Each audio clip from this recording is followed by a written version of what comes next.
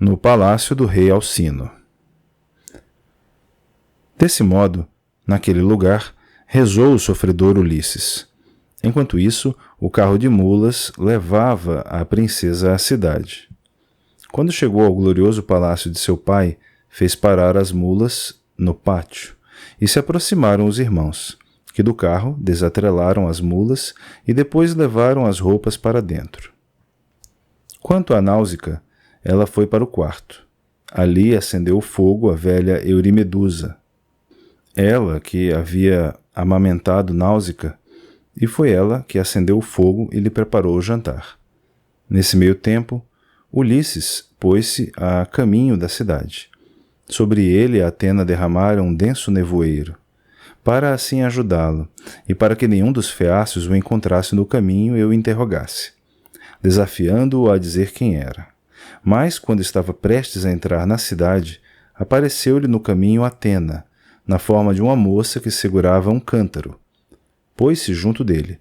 Ulisses dirigiu-lhe esta pergunta: Filha, poderia indicar-me o caminho para o palácio de Alcino, o rei desta terra? É que chego aqui como um estrangeiro que muito sofreu, vindo da terra longínqua. Aqui não conheço ninguém. Respondeu-lhe então Atena: Nesse caso, eu indicarei como pede a casa, visto que Alcino é vizinho de meu pai. Mas caminhe em silêncio, e eu vou lhe mostrar o caminho. Não olhe para nenhum homem nem faça perguntas. Esta população não é muito amiga de estrangeiros. Nem é seu costume dar as boas-vindas a quem chega de longe. É um povo que confia apenas em suas rápidas naus velozes, nas quais atravessa o abismo do mar, por graça de Poseidon, pois suas naus são rápidas como uma flecha ou um pensamento. Assim falando, Atena indicou o caminho rapidamente, e ele seguiu no encalço da deusa. Não o reconheceram os feácios célebres por suas naus, enquanto caminhava através da cidade. Atena não o permitiu. Bem intencionada, sobre ele derramaram um nevoeiro sobrenatural. Maravilhou-se Ulisses com os portos e com as naus recurvas, com as praças dos heróis e com as grandes e altas muralhas providas de paliçadas, maravilha de ver. E quando chegaram ao palácio resplandecente do rei, estas palavras disse a deusa: Aqui, ó estrangeiro, está a casa que me mandou apontar. Entre, e que nada receie o seu coração. Pois um homem corajoso sai-se melhor em todas as coisas, mesmo quando a uma terra chega como estrangeiro. A primeira pessoa que encontrar na sala será a rainha. Seu nome é Areta. É filha de Rexenor e provém da mesma linhagem do rei Alcino. Foi ela que Alcino escolheu como esposa e honrou-a, como poucas mulheres na terra são honradas. Ela é e sempre foi honrada, além do que estava destinado pelos queridos filhos, pelo próprio Alcino e pelo povo. Eles contemplam a rainha como se fosse uma deusa, e como tal a cumprimentam quando atravessa a cidade, pois a ela não falta de modo algum entendimento. Resolve contendas, mesmo entre homens em desavença. Se ela o estimar com gentileza em seu coração, há esperança de que você reveja a família e regresse à sua terra pátria. Assim dizendo, partiu Atena pelo mar. Deixou a amável Esquéria, terra dos feácios, e chegou a Atenas de ruas largas, entrando em seu templo na Acrópole. E Ulisses aproximou-se do palácio glorioso de Alcino. Ali, de pé, muito se remoeu seu coração, antes de transpor o limiar de bronze, pois reluzia o brilho do sol e reluzia o brilho da lua no alto palácio de Alcino. De bronze eram as paredes, que se estendiam até o lugar mais afastado da soleira, e a cornija era de cor azul. De ouro eram as portas, que se fechavam na casa robusta, e na bronze soleira viam-se colunas de prata. Prateada era a ombreira e de ouro era a maçaneta da porta. De cada lado estavam cães feitos de ouro e de prata, que o deus Hefesto fabricara para guardar o palácio de Alcino. Eram cães de metal, cães imortais.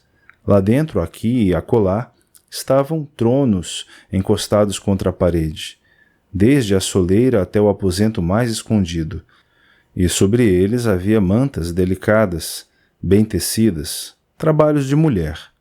Ali os príncipes dos feácios tinham por hábito sentar-se para beber e comer, pois tinham de tudo em abundância. Estátuas de rapazes dourados estavam de pé junto dos altares, segurando nas mãos tochas ardentes, assim iluminando as noites para os convivas sentados no banquete. E 50 servas tinham Alcino dentro do palácio. Delas havia umas que moíam os cereais nos moinhos, outras fabricavam tecidos nos teares e sentavam-se para fiar lã, girando as rocas, que se agitavam como folhas de um alto choupo. Tal como os feácios, são os mais sabedores de todos os homens na navegação.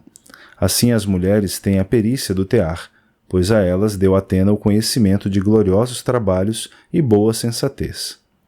Fora do pátio, começando junto das portas, estendia-se o enorme pomar, com uma sebe de cada um dos lados.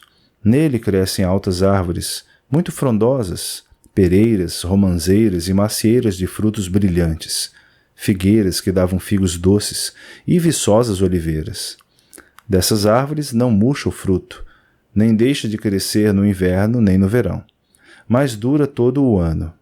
Continuamente as brisas de oeste fazem crescer uns, amadurecendo outros. A pera amadurece sobre outra pera, a maçã sobre outra maçã, cacho de uvas sobre outro cacho, figo sobre figo. Aí está também enraizada a vinha, com muitas videiras. Parte dela é, em local plano, de temperatura amena, seco pelo sol. Na outra, homens apanham uvas. Outras uvas são pisadas. Junto da última fila da vinha, crescem canteiros de flores de toda espécie, em maravilhosa abundância. Há 2 nascentes de água. Uma se espalha por todo o jardim, do outro lado. Outra flui sob o limiar do pátio em direção ao alto palácio. Dela tirava o povo sua água. Tais eram os belos presentes dos deuses na casa de Alcino, e ali, de pé, se maravilhou Ulisses. Mas, depois de, contudo, ter se admirado, transpôs rapidamente a soleira e entrou no palácio. Encontrou os príncipes e os conselheiros dos feácios vertendo libações em honra de Hermes. Para ele vertiam libações em último lugar, quando lhes parecia ser já hora de dormir. Ulisses atravessou a grande sala, envolto na névoa que sobre ele derramara Atena, para chegar junto de Areta e do rei Alcino. Em torno dos joelhos da rainha lançou Ulisses os braços. Nesse preciso momento se evaporou a névoa sobrenatural. Todos ficaram em silêncio ao ver um homem estranho e maravilhavam-se ao olhá-lo. Ulisses fez então sua prece. Areta, filha de Rexênor, chego junto de você e de seu esposo como suplicante, tendo muito sofrido, e junto também destes convivas. Há quem queiram os deuses conceder a ventura enquanto viverem, e que cada um deixe para seus filhos uma grande fortuna em sua casa. Mas a mim dê-me transporte, para que eu chegue depressa à pátria, pois há muito tempo sofro desgraças, longe de minha família. Assim falou, e foi sentar-se na lareira, no meio das cinzas, junto do fogo. E todos permaneceram em silêncio. Finalmente falou entre eles o velho Equeneu, um dos anciãos do povo dos feácios. Era hábil nas palavras, pois muitas e antigas eram as coisas que ele sabia. Com boa intenção, assim se dirigiu aos outros. Alcino, não é esta a melhor maneira de receber um estrangeiro, assim no chão, no meio das cinzas? Os outros estão aqui à espera de ouvir sua palavra. Levante dali o estrangeiro e sente-o num trono de prata, e ordene aos escudeiros que misturem o vinho, para que ofereçamos libações a Zeus, pois é ele que segue no encalço dos venerandos suplicantes, e que a governanta lhe dê uma ceia do que houver lá dentro. Quando Alcino o ouviu, pegou na mão de Ulisses, levantou-o da lareira e sentou-o num trono luzente, do qual se levantara seu filho, o bondoso Laodamas. Era ele muito amado, que se sentava junto do pai. Uma serva trouxe um jarro com água para as mãos, um belo jarro de ouro. e água verteu numa bacia de prata. E junto dele colocou uma mesa polida. A venerável governanta veio trazer-lhe o pão, assim como iguarias abundantes de tudo o que havia. Ulisses bebeu e comeu. Alcino virou-se para o escudeiro e disse: Pontono, misture o vinho na taça e sirva-o a todos aqui na sala, para que vertamos libações a Zeus, ele que segue no encalço dos venerandos suplicantes. Assim falou, e Pontono misturou o vinho doce como mel e serviu-o a todos em taças, tendo vertido primeiro uma libação. Depois de terem invocado os deuses e bebido quanto desejava seu coração, a ele se dirigiu Alcino, assim dizendo: Ouçam, ó príncipes e conselheiros dos feácios, o que o coração no meu peito me move a dizer para vocês. Ao surgir da aurora, convocaremos maior número de anciãos, para recebermos o estrangeiro aqui no palácio. Depois, pensaremos em seu transporte para que o estrangeiro chegue rapidamente à sua terra pátria. Porém, se ele for um dos imortais, descido do céu, outra coisa estarão os deuses a planejar. É que antes sempre se revelaram a nós de forma clara, quando oferecíamos as gloriosas hecatombes. E eles, conosco sentados, conosco participavam no banquete. E se algum de nós, caminhando só pela estrada, encontrava um dos deuses, eles não se ocultavam, visto que são parentes nossos. Mas Ulisses respondeu-lhe: Alcino, não tenho semelhança com os imortais, mas sim com os mortais. Ao homem na terra com maior fardo de desgraças, a esse me assemelho em meus sofrimentos. E longamente eu poderia contar-lhes todos os males, todos os que por vontade divina eu tive de aguentar. No entanto, peço-lhes que, ao nascer da aurora, levem este desgraçado para sua terra pátria, depois de tantos males, e que a vida me abandone quando eu tiver visto o meu palácio. Assim falou, e todos louvaram suas palavras, insistindo no transporte do estrangeiro. Depois de terem vertido libações e bebido, tanto quanto lhes pedia o coração, cada um foi descansar em sua casa. Na sala de banquetes ficou Ulisses. Junto dele ficaram sentados Areta e Alcino. As servas retiraram tudo o que tinha servido ao jantar. Entre eles, quem falou primeiro foi a rainha Areta. Reconhecera a capa e a túnica, assim que olhara para as belas roupas de Ulisses, pois, com suas servas, ela mesma as havia tecido. Dirigiu-lhe estas palavras: Estrangeiro, deixe-me colocar-lhe primeiro esta pergunta. Quem é você? E quem lhe ofereceu as roupas que veste? Não disse que foi vagueando pelo mar que aqui chegou? Respondendo-lhe, assim falou o astucioso Ulisses: Seria difícil, ó rainha, narrar todos os meus males, visto que os deuses celestes os deram prodigamente a mim. Mas responderei aquilo que pergunta. Ogígia é uma ilha distante no meio do mar. Ali vive a filha de Atlas, a ardilosa Calipso, de belas tranças, terrível deusa. Nenhum dos deuses com ela se relaciona, nem nenhum dos homens mortais. Mas o destino me levou até a lareira da deusa, sozinho, pois com seu relâmpago incandescente, Zeus me atingira a nau, estilhaçando-a no meio do mar. Foi então que pereceram todos os meus companheiros, mas eu fiquei agarrado à quilha da nau e fui levado pelas ondas durante 9 dias. Quando sobreveio a 10ª noite, quiseram os deuses que eu chegasse à ilha de Ogígia, onde vive Calipso. Ela acolheu-me com gentileza, me estimou e me alimentou. Prometeu-me a imortalidade, mas nunca convenceu o meu coração. Ali fiquei durante 7 anos, e sempre umedecia com lágrimas as vestes imortais que Calipso me dava.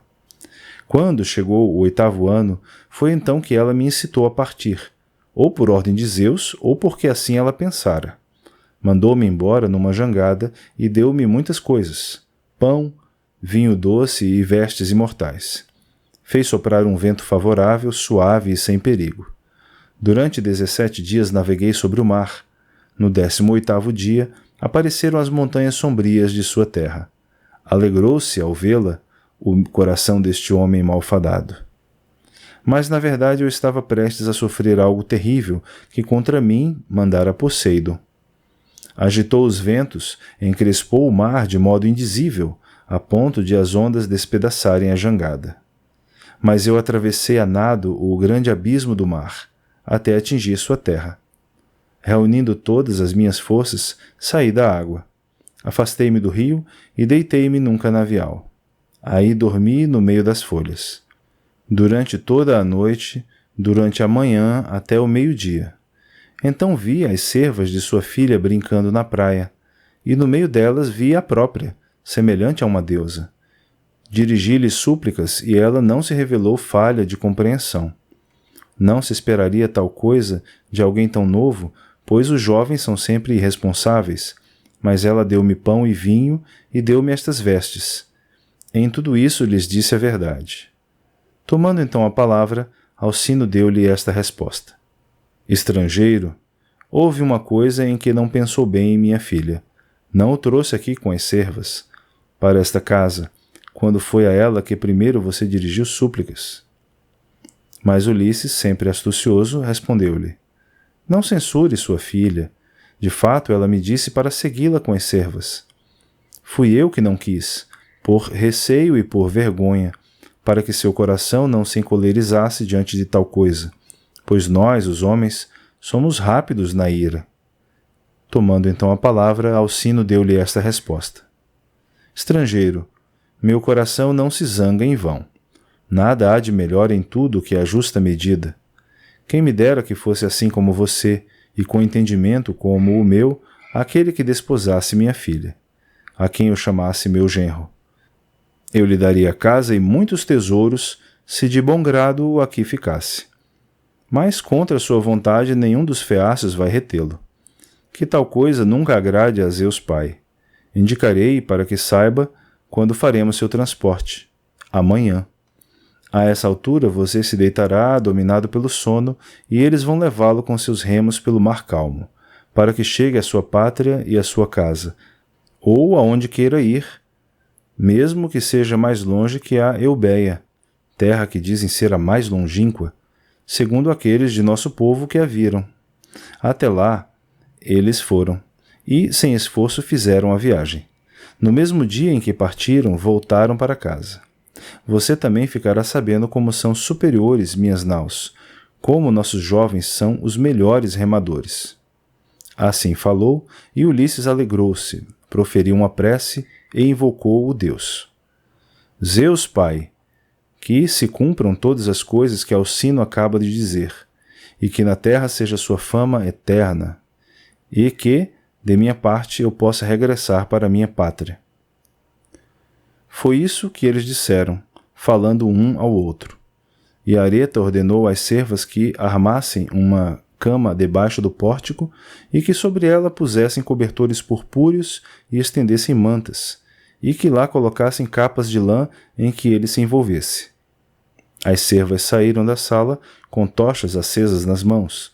Depois de terem se esforçado para fazer a cama, vieram para junto de Ulisses e assim lhe disseram: Vá agora descansar, ó estrangeiro, a cama está feita. Assim disseram, e a Ulisses pareceu apropriado ir repousar. E naquele lugar dormiu o sofredor Ulisses, numa cama sob o pórtico retumbante.